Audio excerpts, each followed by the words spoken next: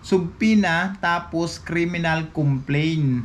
Tapos ako ang sinisisi nila sa pagkapilay ng ibon. Kaya kung may nakita kayo mga kasinag na mga animal dyan, huwag nyo nang i-rescue. Pabayaan nyo na mga kasinag. Kung kagaya naman na nagmamalasakit na kayo tapos kakasuhan pa kayo.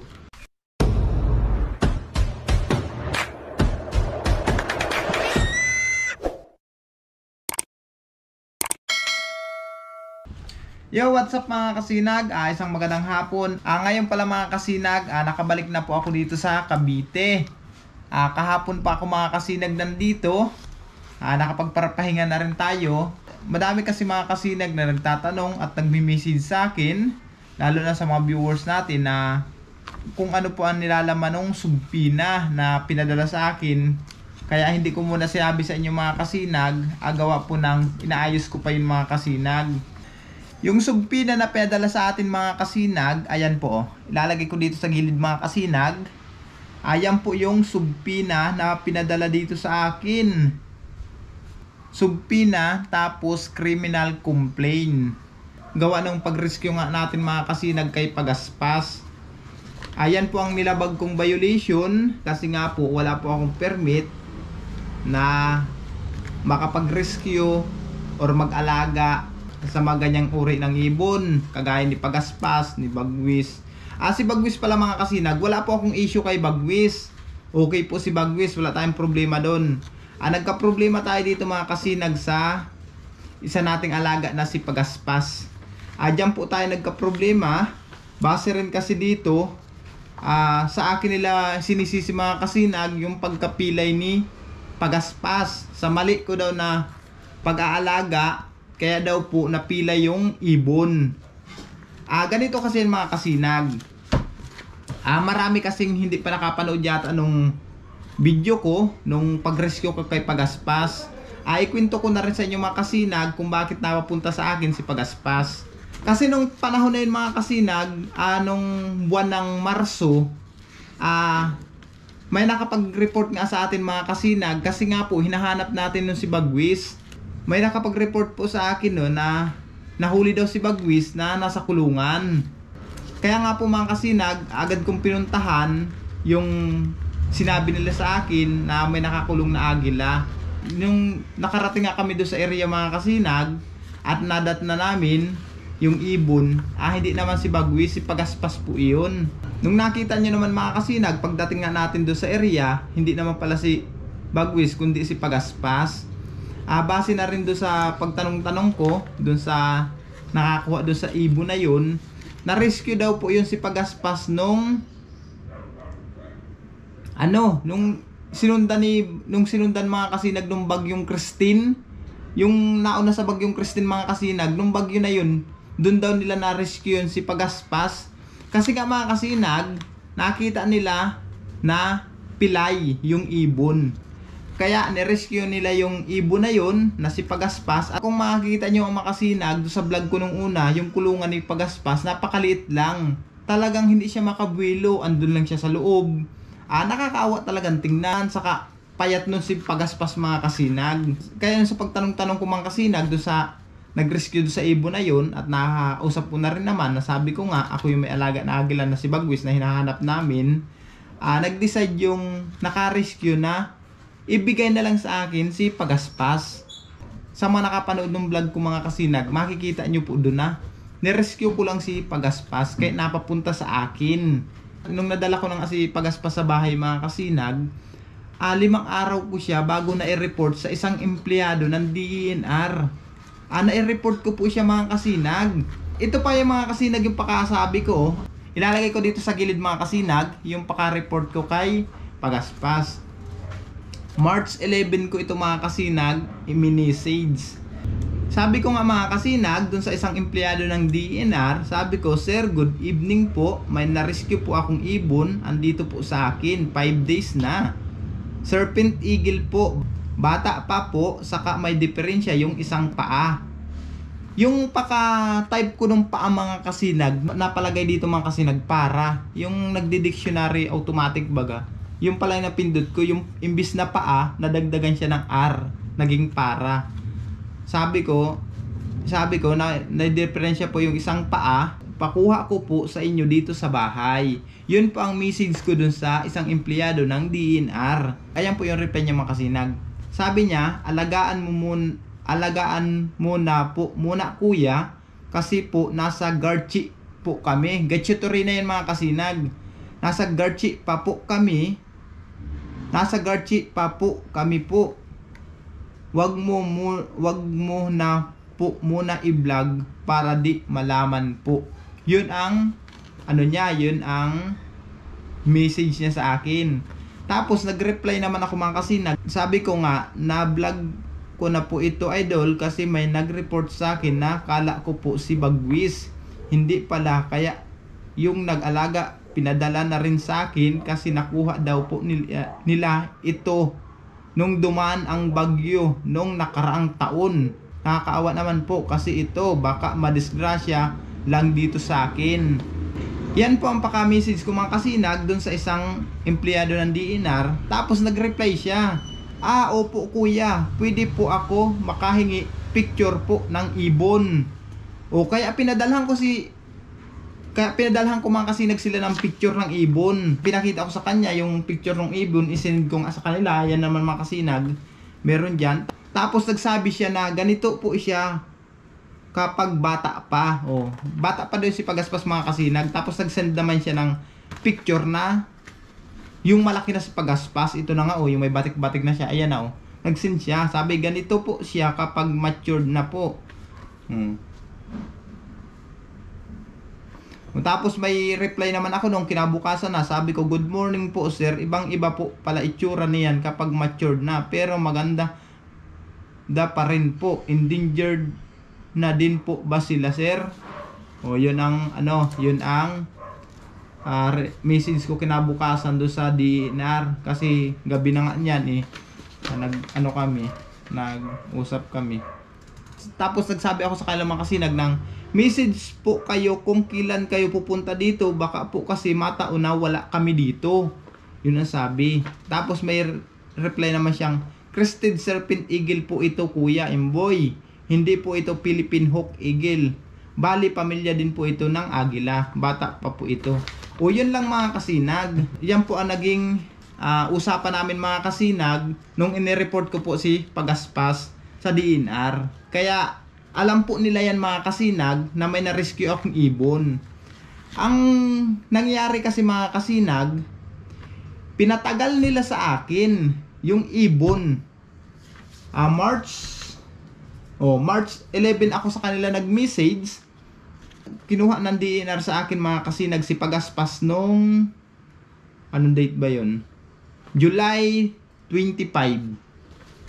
March, April, May, June, July. Nasa 4 na buwan mga kasinag na nasa pangangalaga ko si Pagaspas. Nasaksihan nyo nga mga kasinag na iblinag ko si Pagaspas. Inalagaan ko talaga. Napakasarap pa ng kanya mga pagkain. Ako mga kasinag, nagpapasalamat nung mga time na yon dahil kay Pagaspas. Sa pag-vlog ko kay Pagaspas, naipagawa po ang aming simbahan. Yung simbahan namin sa Sitio Diak. Si Pagaspas na mga kasinag ang nakapagpagawa nun. Kaya maraming mga sponsor na pinapasalamatan ko. Sa lahat po na nagpadala ng tulong para dun sa aming chapel. Maraming salamat po sa inyo mga kasinag. Si Lord na po ang bahala magbalik sa inyo lahat ng mga blessing na ipinagkalob nyo sa aming simbahan. Si Lord na po ang bahala magbalik sa inyo sa kabutihan na ipinagkaloob nyo sa amin. Kaya nagpapasalamat po ako ng marami sa lahat ng sponsor na hanggang ngayon andyan pa rin po kayo na handang tumulong. Kaya maraming salamat po talaga sa inyo mga kasinag. Sa pagbablog ko mga kasinag, nasuportahan ko po ng pagkain si Pagaspas.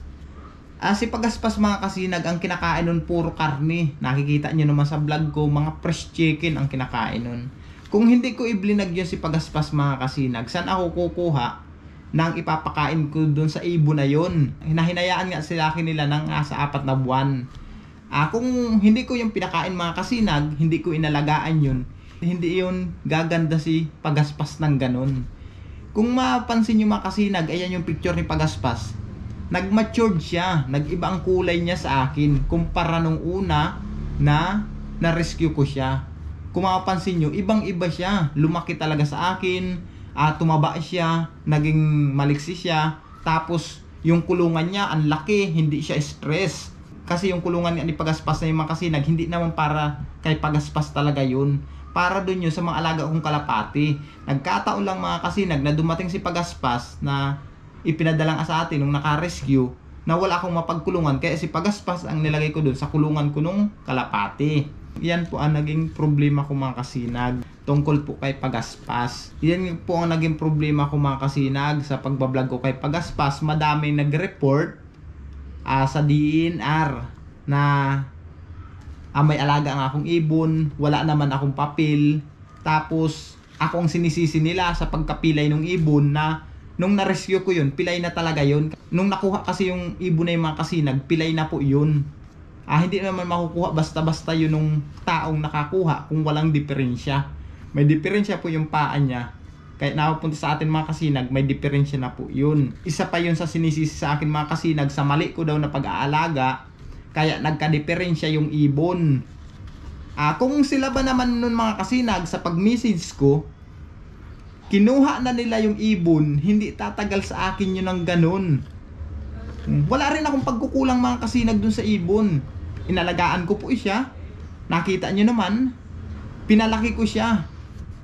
Inalagaan ko siya mga kasinag ng nasa 4 na buwan. Kitang-kita niyo man yung pag-aalaga ko mga kasinag. Hindi ko naman po minamaltrato yung ibon. Hindi ko naman pinagmamalupitan yung ibon. Bagkus inalagaan nga natin mga kasinag, tapos binibidyohan ko lang. Wala naman yata mga kasinag nagbabawal na hindi pwedeng i-vlog ang ibon, na hindi pwedeng videohan. Wala pa naman yata batas sa ganyan, pero hindi ko alam mga kasinag yun lang ang sa akin mga kasinag, binibidyohan ko yung ibon. Pag kumakain siya, hindi ko siya minamaltrato mga kasinag. Hindi ko minamaltrato yung ibon yung hahawakan siya, papadapuin dito para diyan kumain. Hindi naman ganoon, hindi ko naman pinipilit yung ibon na matuto na gawin yung mga pinapagawa ko. Walang ganun mga kasinag. Wala akong pinapagawa sa ibon na tinuturuan ko siya kung anong gawin niya. Hindi mga kasinag. Nakita niyo naman sa vlog ko na binibidyohan ko lang siya, kumakain siya, tapos inaalpasan ko, pinapalaya ko nga. Kasi nga mga kasinag, kung hindi ko po pinapalaya si Pagaspas, hindi siya babalasik ng ganun. Biruin nyo, ang balasik niya Pagaspas mga kasinag, nakakalipad na siya ng malayo. Kahit may diferensya yung paa niya, nakakalipad siya ng malayo. Sinusundan ko lang mga kasinag, kasi nga si Pagaspas, pag lumipad siya ng malayo, lipad lang ng lipad. Wala siyang control, hindi siya bumabalik sa bahay. Kaya sinusundan ko. Kasi kung hindi ko susundan, mamamatay yung ibon na yung mga kasinag. Kung namatay yun at nawala na sa poder ko, sinong sisisihin ako? Kaya ginawa ko yun mga kasinag, na pinalpasan ko si Pagaspas, para nga siya matuto. Matuto siya lumipad-lipad, na hindi lang siya nasa kulungan, ma-exercise yung mga paa niya. Kaya ako ginawa po yun mga panahon na yun. Kaya ako hinuhuli ulit mga kasinag at pinabalik ko sa kulungan, kasi para hindi madisgrasya yung ibon. Kasi kung madidisgrasya yung mga kasinag, nakakaawa naman.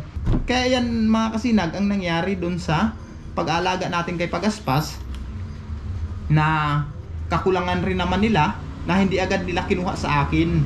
Kung nung pag-report ko sa kanila mga kasinag, kinuha na nila sa akin, hindi na yung hahantong sa ganito mga kasinag. Kaya wala rin po akong pagkukulang. Na-report ko sa kanila, tapos may hawak akong turnover form na nakuha nga nila. Ito nga yung subpi ng mga kasinag. Biruin nyo ang kapal niya, ang dami, ilang page yan. Dito kasi mga kasinag, may Annex A, Annex B. Marami siya. Hindi ko alam kung ano itong mga ano na ito. Ito naman mga kasinag, ipinapaliwanag ko po sa inyo yung mga naging usapan namin, kasi for awareness na rin. Para malaman yung mga kasinag sa mga nag-aalaga ng ibon or humuhuli ng ibon, para hindi na gawin ng ibang mga kasinag, at para hindi na mangyari sa kanila ang nangyari sa akin, na hindi na sana gawin ng iba, at hindi na matulad sa ibang mga kasinag ang nangyari po sa akin na ito. Kaya sa mga viewers ko dyan, sa mga kaibigan ko, sa mga nagpaplano mag-alaga ng ibon, sa mga naghuhuli ng ibon, itigil nyo yung mga kasinag. Huwag na po kayo maghuli or mag-alaga ng ibon. Kahit mag-rescue, hayaan nyo na mga kasinag. Pabayaan nyo na. Huwag na kayo mag-rescue. Nakakaawa naman mga kasinag, lalo na Manila lang na mga endangered na. Nakakaawa naman mga kasinag, lalo na kung animal lover ka, tapos nakita mo na hayaan mo lang na hindi mo rescue. Nakakaawa naman talaga yung mga kasinag. Pero kung sa pagiging mabuting loob nyo, ang magiging kapalit mga kasinag ay ganito naman, na ipapasugpi na kayo, tapos kakasuhan kayo, hayaan nyo lang mga kasinag. Kaya kung may nakita kayo mga kasinag na mga animal dyan, wag nyo nang i-rescue. Pabayaan nyo na mga kasinag. Kung kagaya naman na nagmamalasakit na kayo, tapos kakasuhan pa kayo, sa nangyari sa aking ito, for awareness lang mga kasinag ha. Kaya sinasabi ko po ito sa inyo, na wag na sanang mangyari pa sa iba ang nangyari na ito sa akin, na tayo nang nagmalasakit, ganito pang nangyari. Kung tutusin mga kasinag, ang tagal lang nakuha nila yung ibon. July 25 nila nakuha yung ibon. Pinadalhan lang ako ng sugpi na nung November 1. July 25 mga kasinag nakuha yung ibon. Pinadalhan sugpi na nung November 1. November 1 natin natanggap mga kasinag yung sugpi na ang daming nilalaman mga kasinag. May pinadala kasi sa akin dito mga kasinag na mga picture. Yung vlog ko nung kay Bagwis mga kasinag, isinali pa dito. Ang kumaalala ko kasi itong picture na ito mga kasinag, yung kay Bagwis na ito yung na-rescue ko si Bagwis na may tali sa paa. Kung sino mga kasinag ang nagkuha kay Pagaspas, siya rin po ang nagpakawala nung kay Bagwis. Nung panahon na pinakawala nila si Bagwis mga kasinag, na nilayo nga nila sa akin, na bumalik sa akin, may may tali na sa paa. Kung hindi nila yun inalis sa akin mga kasinag, hindi naman magkakaganon. Ito yung isa na yung mga kasinag, ito yun isang picture na ito, isinamin nila na hindi naman kasali si Bagwis dito sa issue ko kay Pagaspas. Wala naman akong issue kay Bagwis, bakit isinama nila dito? Ang dami mga kasinag madami mga kasinag. Madaming nag-report, maraming mga basher na nag-report sa DNR. Dami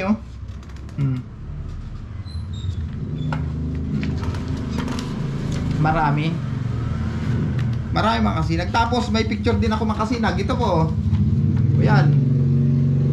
May naka-attach din dito mga kasinag na picture nung ni-rescue nila si Pagaspas. Si Pagaspas pala mga kasinag nasa Albay. Sa ano siya? Pinadala siya sa Albay daw. Tingnan natin. During the turnover of Crested Serpent Eagle at Albay Park. Si Pagaspas pala mga kasinag, nasa Albay Park po. Sa mga viewers namin na taga dyan sa Albay, makikita nyo dyan si Pagaspas mga kasinag. Base kasi dito mga kasinag, na-turnover ng mga kasinag sa Albay Parks and Wildlife Center in Legazpi City, Albay. Yung nakalagay dito Kaya nasa Albay si Pagaspas mga kasinag. Nandun na po. Kaya makikita nyo dyan si Pagaspas mga kasinag sa Albay. Nandyan na siya. Ayan ang good news. Sa mga viewers ko dyan na taga Albay, makikita nyo si Pagaspas dyan mga kasinag. Kasi ako hindi ko pa alam kung kailan ako makakapunta dyan. Noong panahon na kinuha nila sa akin si Pagaspas mga kasinag, wala naman pong problema.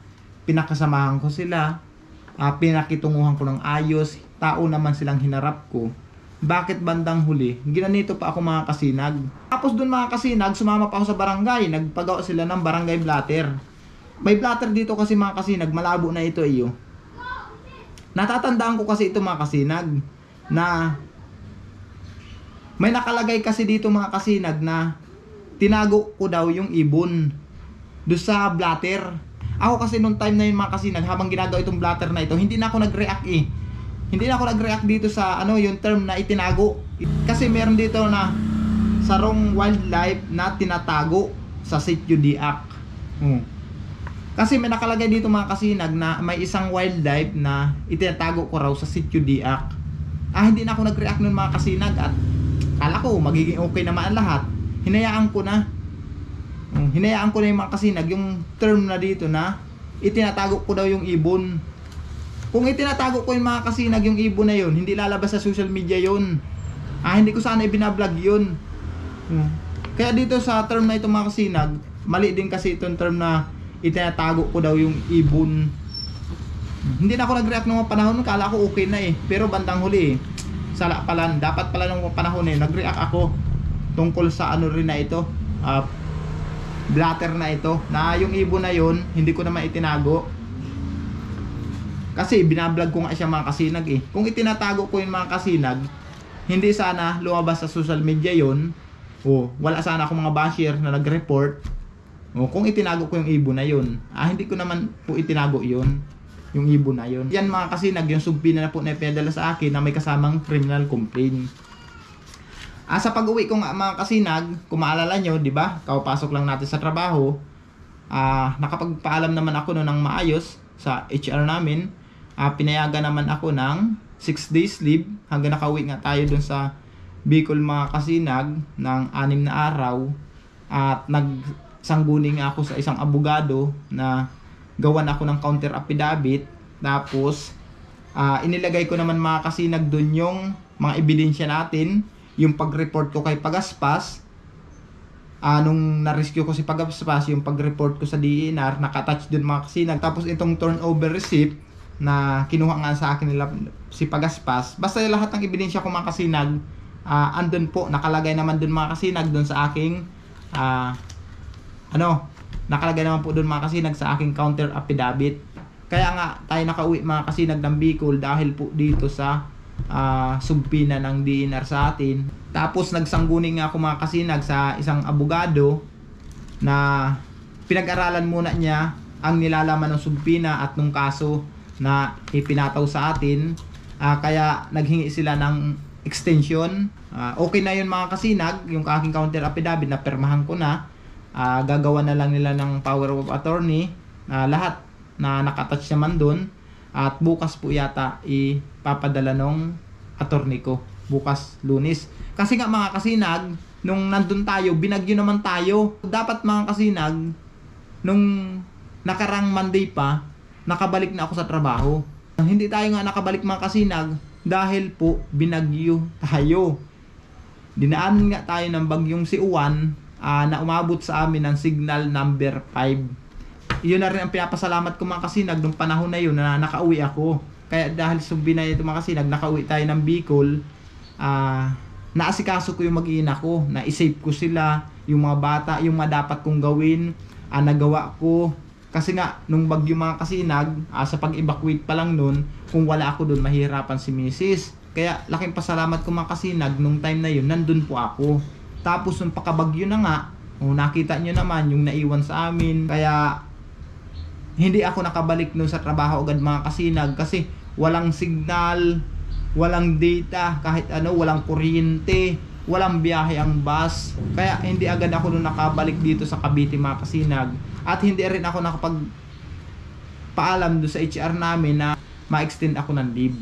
Kaya nung dumating ako dito sa Cavite mga kasinag, i-message ko agad yung aking HR na sabi ko nakabalik na ako dito, na tinanong ko nga sila kung pwede pa akong bumalik sa aking trabaho kahit inabot ng 2 linggo yung ating leave. Pumayag naman sila mga kasinag, basta Monday bumalik ako. Basta sure daw na babalik na ako sa Monday, magkatrabaho na ako. Kaya laking pasalamat ko mga kasinag at hindi pa ako inawol ng PMC sa mga pangyayari nga na ito, na hindi ko naman po inaasahan na abutin nga tayo ng bagyo dun sa Bicol. Nakita nyo naman mga kasinag kung gaano kalakas yung mga napinsala ng bagyong Uwan. Kaya nagpasalamat ako mga kasinag at hindi pa ako tinanggal sa trabaho. Shoutout pala kay Ma'am Bim, sa mga empleyado ng PMC, sa mga security, sa mga naging kasamahan ko dyan, mga naging kaibigan ko. Na 4 na araw pa lang ako nakakapagtrabaho, nakalib agad tayo ng nasa 2 linggo.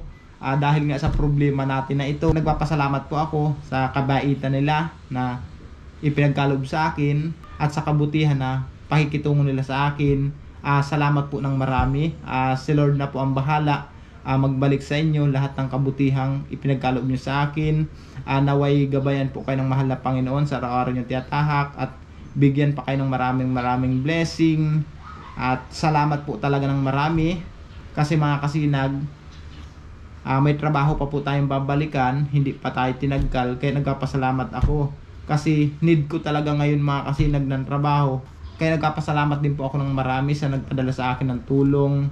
Para nga maayos ang aking counter affidavit. Sa mga sponsor namin na nagpaabot sa akin ng tulong. Maraming salamat po. Si Lord na po ang bahala magbalik sa inyo ng kabutihang ipinagkaloob nyo sa akin. Salamat po talaga ng marami. Tatanawin ko itong napakalaking utang na loob sa inyo mga kasinag. Ulitin ko mga kasinag, sa lahat po ng nagbabalak na mag-alaga ng ibon or mga humuhuli ng ibon, itigil nyo na yung mga kasinag.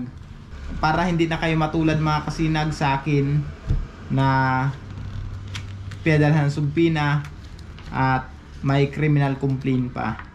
Sa mga viewers natin dyan na nag-aalaga ng mga ibon, itigil nyo na mga kasinag.